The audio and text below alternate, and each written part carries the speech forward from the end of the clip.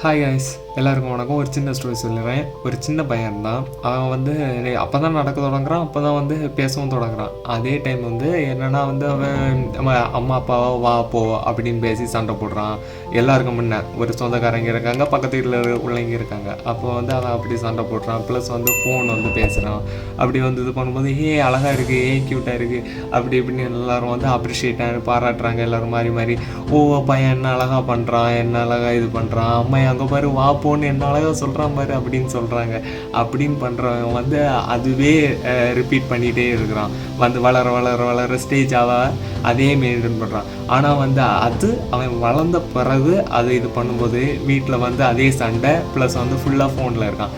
அதை வந்து அதுக்கடுத்து வந்து அப்படியே அப்ரிஷியேட் பண்ண பாராட்டின மக்கள் எல்லாரும் என்ன சொல்கிறாங்கன்னா, என்ன இந்த பையன் ஃபுல்லாக ஃபோன்லேயே இருக்கான், என்ன இந்த பையன் வந்து அம்மா பையன் இந்த மாதிரி வா போன்னு போட்டு இதுன்னு சொல்லி பேசி சண்டை போட்டுட்ருக்கான்.